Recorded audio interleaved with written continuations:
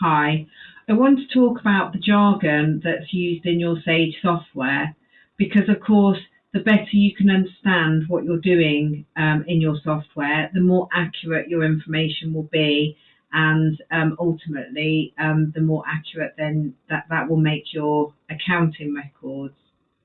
It's really important to get a good understanding of what you're doing for this very reason.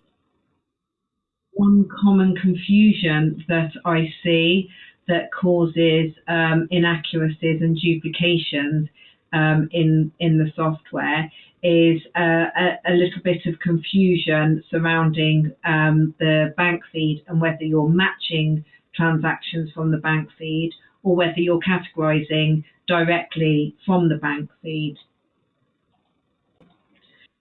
So if, for example, you've already entered a purchase invoice into your software and then you make the payment, once that payment comes through on your bank feed, you simply need to match that transaction to the purchase invoice, to the transaction that you've already entered into the software. And this would be exactly the same if you've already manually entered a transaction into the software. When it actually comes through on the bank feed, it's really important that you match that transaction to the transaction that you've already entered.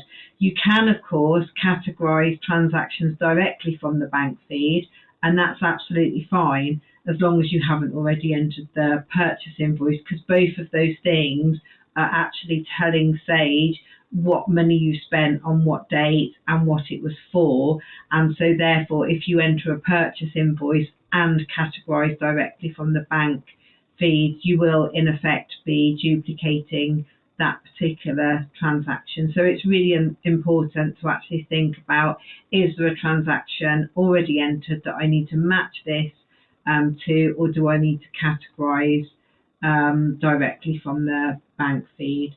So Sage is nicely laid out in that sales and purchases, so it's nice and clear to find our invoices and our credit notes and to know whether we're looking at a sales or a purchase.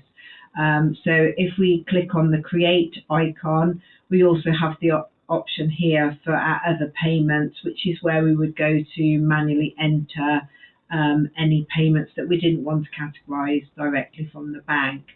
So essentially, if you've entered any of these things in relation to a transaction that's come through your bank feed, then it's likely that you're going to need to match rather than categorize directly. So hopefully that's nice and clear for you. And as I say, if you can have a good think about the understanding of what you're actually doing in your software, then this will help to keep your accounts accurate. Thank you for watching, and please remember to subscribe to our channel. Goodbye.